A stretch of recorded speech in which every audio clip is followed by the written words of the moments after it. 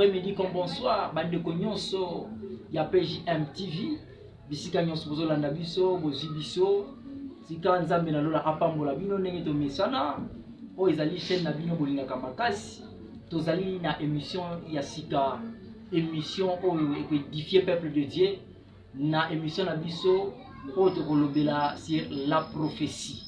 Pourquoi? Parce que prophétie ya monde ememi makambo surtout na mboka na biso awa.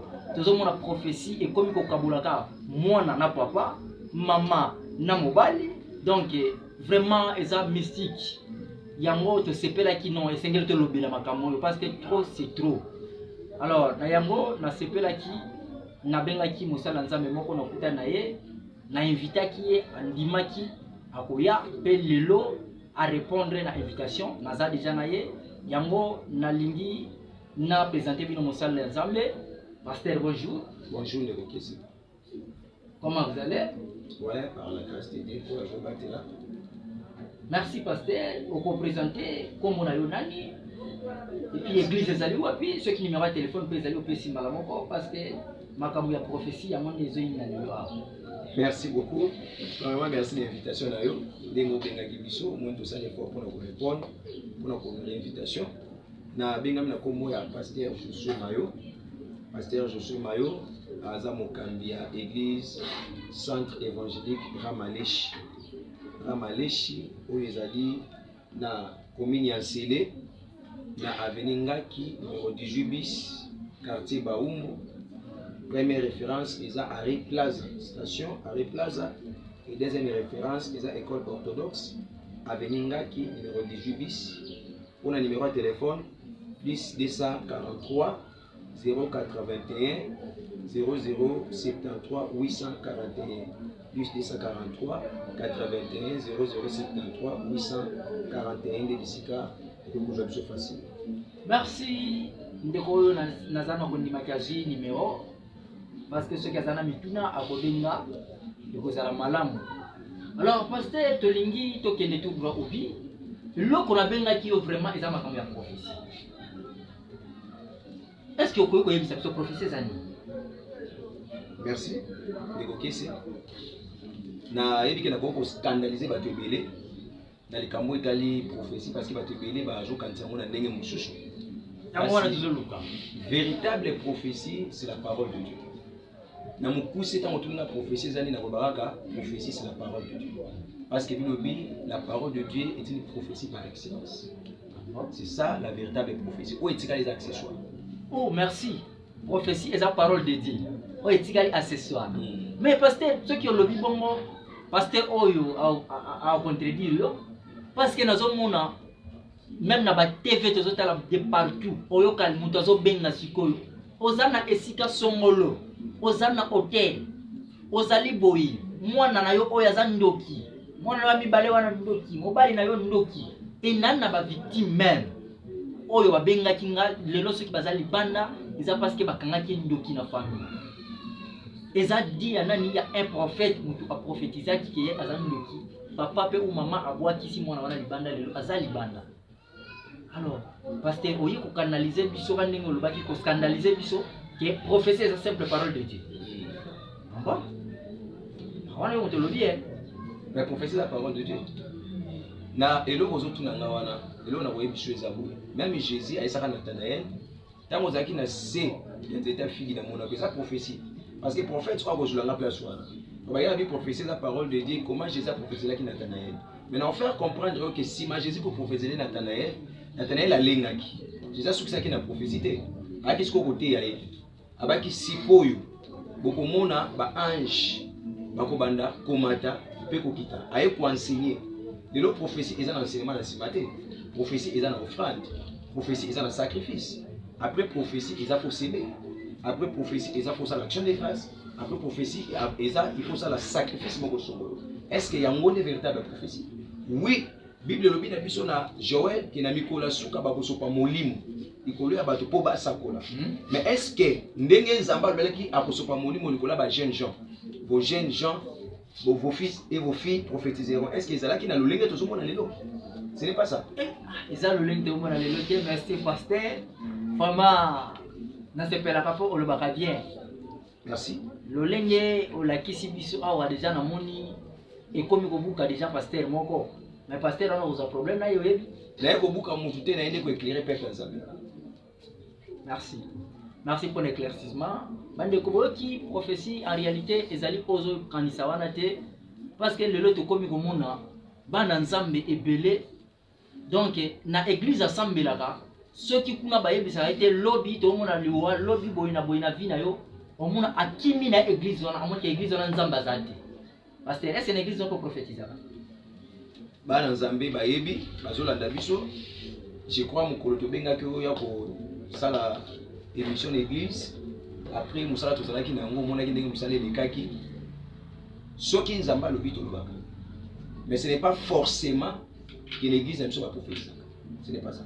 On a conseillé ndeko ya lukaka église pour basakolaka. Ce n'est pas la prophétie ne kopesa mutu solution. Bible lobi na biso don ya prophétie eza utile. Utilité na mweza ni eza pour na ko édifier. Balobi te ke yango des doctrine, babi eza utile pour na ko édifier peuple ya Nzambe. Donc okene ko lukate kaka po don ya prophétie eza wana. Mais il faut beaucoup plus qu'on s'accroche bisika liloba ezotea manandenge ya solo. Amen. Ceux qui le besoin de manandenge ya solo, là on s'accroche parce que là où il y a la parole, il y a le miracle, il y a la prophétie, il y a toutes choses. Mais bisika liloba ezate profession ce kobimana eza ya Nzambe te. Il faut un prophète, d'abord il faut un bon prédicateur, un bon enseignant. Est-ce que ndeko azolandanga? Aza enseignant. Est-ce que ça prédicateur ou soit ça prophète? Merci pasteur, merci. Ndeko zolanda est-ce que ça enseignant, ça prophète? Vous allez un bon prédicateur. Wana mutuna pasteur Josué awuti kutuna yo. Alors, pasteur Josué, namoni moi confusion mingi ezokota lona ba église. On a même pasteur atiki dignité na ya pasteur alobi ke ngana lokana za so pasteur te na comme prophète. Eza ignorance. Eza ignorance. Eza ignorance, eza manque de connaissance. Il y a un moment qui mon peuple est détruit faute de la connaissance. Vraiment. Un pasteur azo kanza kazana c'est un prophète. Un évangéliste alors quand ça c'est un pasteur. Yango na lingaki na tuna yo papa. Non, Bible est claire. Jésus-Christ a dit 5 ministères. Ah bon? Tous les ministères sont égaux. Vraiment. Ils ont un ministère qui est dans tous les 5 et l'équipe ministère. Chaque ministère est dans le lengue et est s'opérer. Oh, parce que zolo bongo prophète kuta lobi kete. Bobe kanga kutu lisusu pasteur te ngana komi mosakoli surtout les termes mbani ngaka mosakoli. Na linga na tuna question mona bandeko bolanda ngai. Depuis toyeba évangéliste Sony évangéliste. Alongwa musanza. Azara évangéliste. Depuis toyeba évangéliste qu'ils nazara évangéliste. Est-ce que onction longwa? Azaka comme ça nza. Et lingo ko laksani eza ministère te de sali mutu musala nza. Mais c'est la paix. Bako benga nga évangéliste, bako benga nga pasteur, bako benga nga prophète, apôtre, docteur, waneza oyo nzamba pesi. Mais ce qui est plus important, c'est l'appel.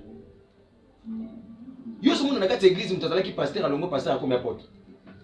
Ibisanga eza na mécanisme ni. Amone likam. Eza na mécanisme nini mutalongo diacre comme pasteur. Eza na parce que diacre ça fonctionne na kati église. Mais comment na kati église zo mata grade longo diacre comme pasteur, lobe comme évêque. Ah bon? C'est-à-dire, tu dois comprendre qu'est-ce qui se passe. Donc, et la question est que ceux qui n'ont pas pasteur, ils n'ont pas compris sa prophétie. Ils n'ont pas pasteur. Mais ceux qui m'ont dit que c'est Pélina, Ngolunae, Alubelanga, et le but est que la commis prophète. Oh, je suis pasteur dans un ministère pastoral, mais j'ai des dons avec lesquels nous avons exercé le ministère. On sait que prophétie, ils ont des dons, ils ont un ministère. Et ça, un ministère il y a prophétique. Ils appellent un don, il y a prophétie. Cela veut dire quoi? Si on place confusion, quand tu as quoi ça prophète, ça don, donc prophète, c'est un ministère. Il y a un délicat. Si le prophète, il y a don, à comme ça, le prophète, c'est un ministère. Prophète, c'est pas ministère, à comme ça, le prophète, c'est un don. Or, qu'est-ce que c'est la différence? Prophète, c'est un don, et ça, la Canada, on a utilisé. Mais prophétie et ministère, c'est la parole de Dieu. Oh, amen. Les gens ont la connaissance, il y a écriture. Ils ont fait sa révélation sur les écritures. C'est ça un prophète et un ministère. Mais les deux sont différents. Prophète et un ministère, a comme il a besoin à sa colère. Nous avons le cosa tata moi aussi. Nous avons le cosa maman. Si vous prophète, il y a don. Ah. Vraiment, téléspectateurs, n'avez bien que vous avez de partout, vous avez là. vraiment esalinga moi malili ndenge nazoyoka ba explication ya makambo oyo yawa. Alors pasteur na mutuna mususu na koyi kotuna yo ana pasteur moko ayebani pe na mboka na biso soki natangi kombo ekozala mabe mais ayebani vraiment makasi ezaki atindaki bato moko bakende kosala banke donc azwaka ba information soki azwi information ya mutu okomona mutu wana bapesi numéro ya mutu wana abengi mutu wana peut-être wana zena ba prophétie na yo awa un journée moko bayokisaki esoni bayebisi donc mutu wana asalaka envoyé na ye wana ake azwi ba information mama moko papa moko avandaka neka na kati ya ndako abimaka te tellement azalaka na chaise roulante na ye. Alors ça peut arriver que tant azwi ba information comme si ye mutu wana a trahir prophète ayebisi prophète ayebisi bango te okotisa ntango bobenga ye bokotisa mama oyo na kati ya chambre.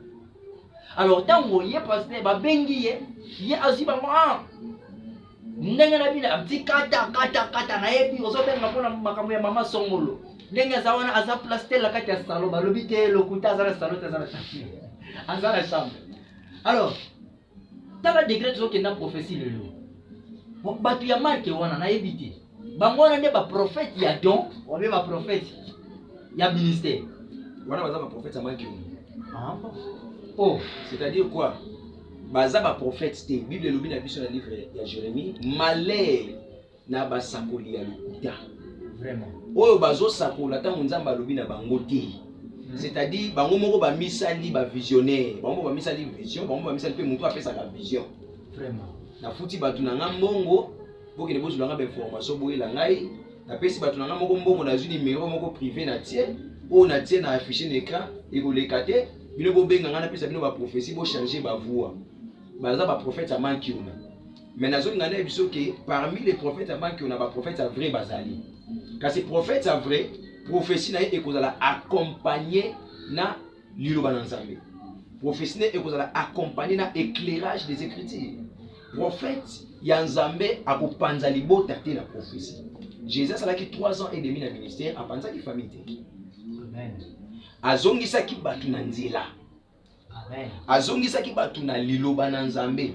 Il était un prophète, un évangéliste, un apôtre, il a fait tout le ministère. Bolimisi pasteur, bolimisi pardon, na coupé au malobate, mais na lingi vraiment expliquer biso lo comment ko invoquer awa.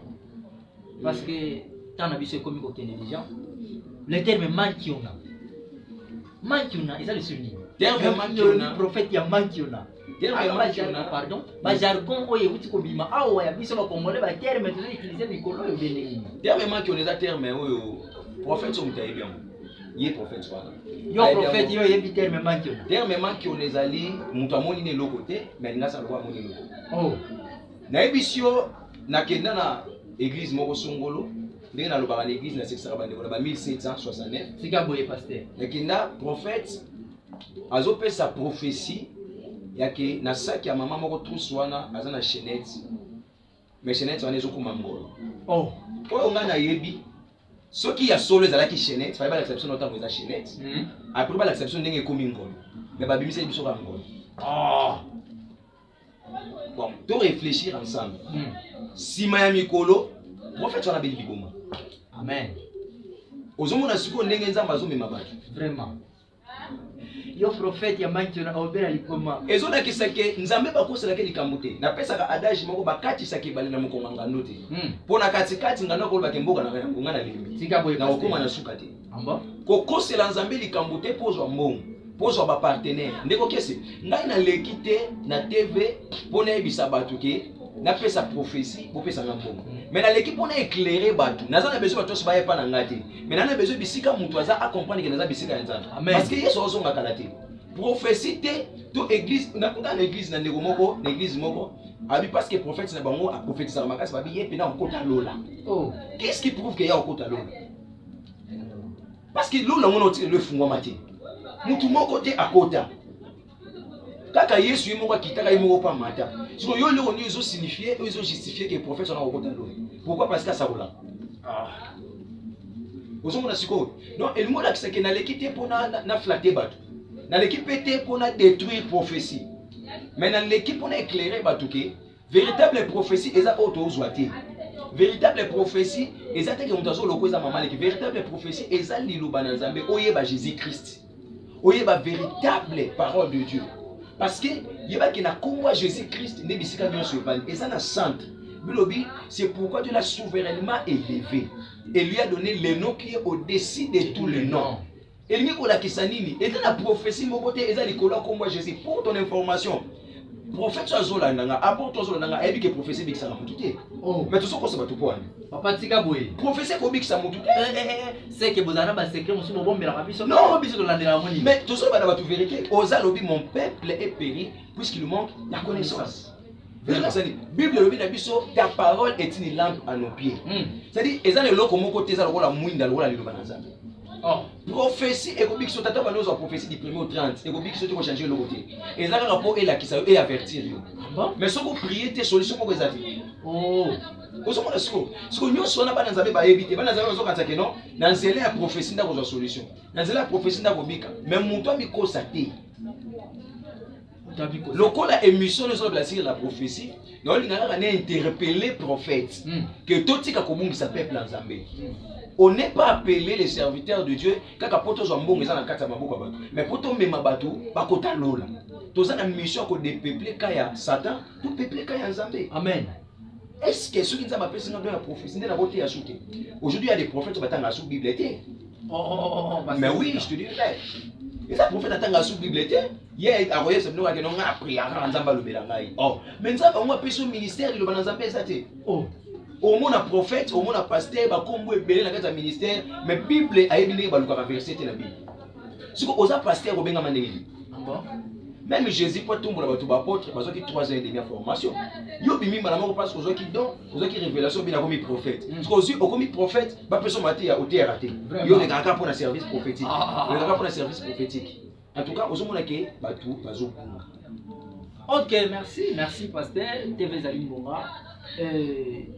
Pour vraiment Bolandi ndenge pasteur a démontré o Zalim bala soukate.